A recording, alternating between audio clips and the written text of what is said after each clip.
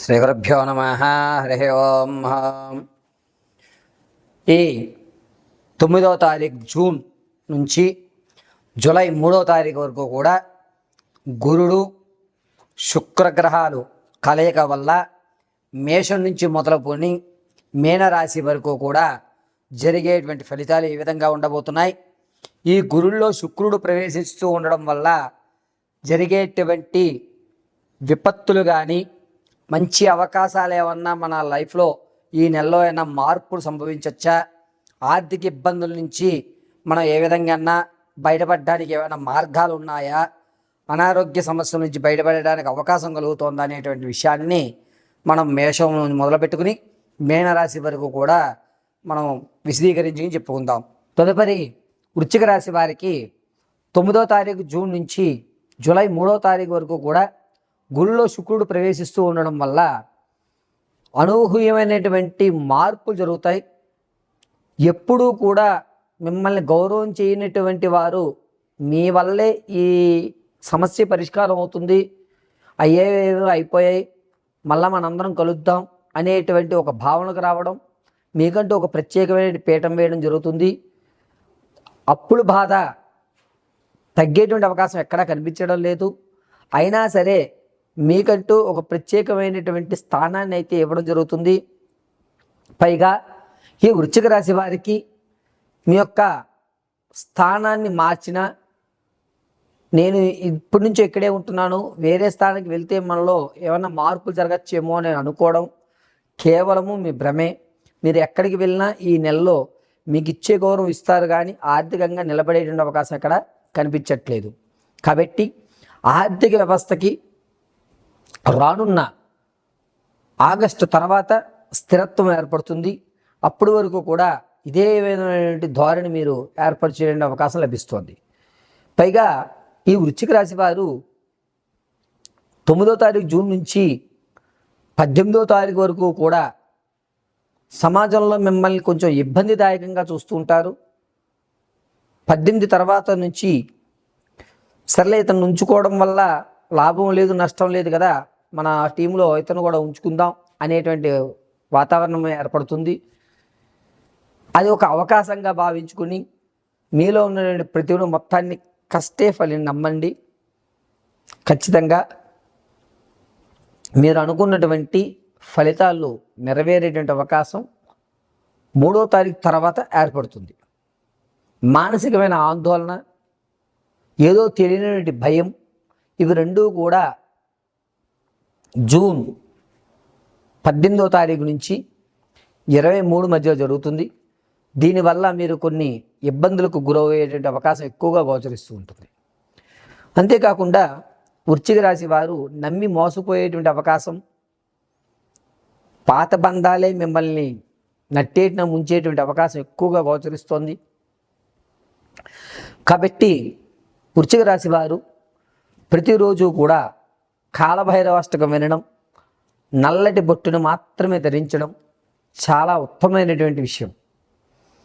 ఈ వృశ్చిక రాశి వారు వ్యాపారాలు చేద్దామని మీరు ఎందులో పెట్టుబడి పెట్టినా నష్టభూయితమే ఎక్కువగా లభిస్తుంది.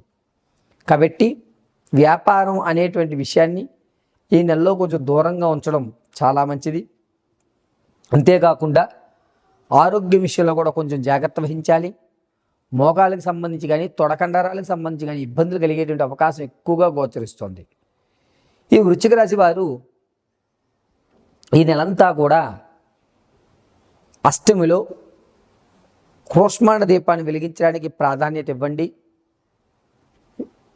చర్మానికి సంబంధించి కానీ లేదా మీ యొక్క శరీరంలో తెల్లటి మచ్చలు ఏర్పడేటువంటి అవకాశం ఎక్కువగా గోచరిస్తుంది.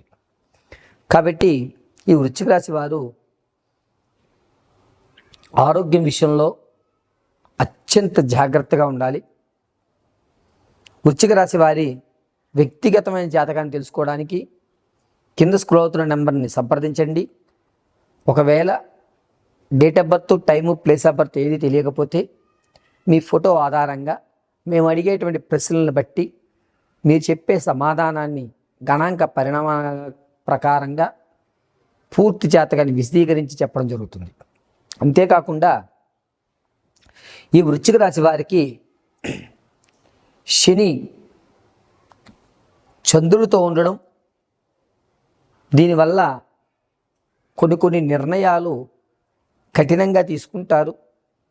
వాటి వల్ల రానున్న రోజుల్లో లాభం పొందేటువంటి అవకాశం ఏర్పడుతుంది. ప్రస్తుతం మాత్రం అనేక ఇబ్బందులకు గురి చేయేటువంటి అవకాశమే ఎక్కువగా గోచరిస్తుంది. ఈ వృశ్చిక రాశి వారు వీలున్నంత వరకు కూడా కాలభైరవ కవచం కానీ, కాలభైరవ అష్టకం కానీ, లేదా కాలభైరవుల దేవాలయ దర్శనం కానీ చేయడం అత్యంత విశిష్టమైనటువంటి ప్రాధాన్యతగా చెప్పడం జరుగుతుంది. ఈ నెలంతా కూడా వృశ్చిక రాశి వారు స్ఫటికమాలను ధరించండి, అద్భుతంగా కలిసి వస్తుంది. పైగా ఈ వృశ్చిక రాశిలో ఉన్నటువంటి వారికి ఈ నెలలో ఆర్థికంగా స్థిరత్వం అనేటువంటిది ఏర్పడదు. డబ్బు అనేటువంటిది నీళ్ళలా ఖర్చు అయ్యేటువంటి అవకాశం ఎక్కువగా గోచరిస్తుంది. చాలా జాగ్రత్తగా ఉండాలని తెలియజేయడం జరుగుతుంది. లభిస్తుంది. ప్రయాణాల విషయంలో చాలా జాగ్రత్తగా ఉండాలి. ముఖ్యంగా రాత్రి వేళల్లో ప్రయాణం చేసేటప్పుడు ఈ మీనరాశి వారు అత్యంత జాగ్రత్త వహించండి.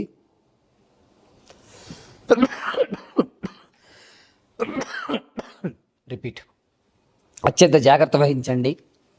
అంతేకాకుండా మీరు ఎక్కడికైనా వెళ్ళేటప్పుడు మీరు ఎక్కడికి వెళ్తున్నారనే విషయాన్ని మీ స్నేహితులకు కానీ బంధువులకు కానీ ఒక ఇన్ఫర్మేషన్ ఇవ్వడం చాలా మంచిది. ఈ మీనరాశి వారికి 27వ తారీఖు నుంచి 30వ తారీఖు వరకు కూడా గడ్డు సమయంగా చెప్పవచ్చు. ఈ సమయంలో కొంచెం జాగ్రత్త ఉండడం అత్యంత శుభసూచకం. ప్రతిరోజు కూడా భస్మంతో శివునికి అర్చన గావించండి. ఆ భస్మాన్ని అలా అడ్డంగా ధరించండి. ప్రతిరోజు శివపంచాక్షరి మహామంత్రాన్ని పఠించుకోవడం చాలా ఉత్తమమైన విషయం.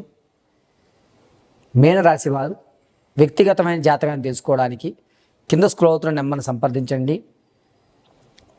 ఒకవేళ మీకు date of birth, time, place of birth తెలియకపోతే మీ ఫోటోని పంపించడం, మేము అడిగేటువంటి ప్రశ్నలకు మీరు సమాధానం చెప్పడం వల్ల మీ సమస్య పూర్తి పరిష్కారాన్ని వివరించి చెప్పడం జరుగుతుంది. అంతేకాకుండా ఎప్పుడూ కూడా రుద్రాక్షమాలను ధరించి ఉండండి. ఈశ్వర అనుగ్రహం కలుగుతూ ఉంటుంది. పైగా ఈ మీనరాశి వారు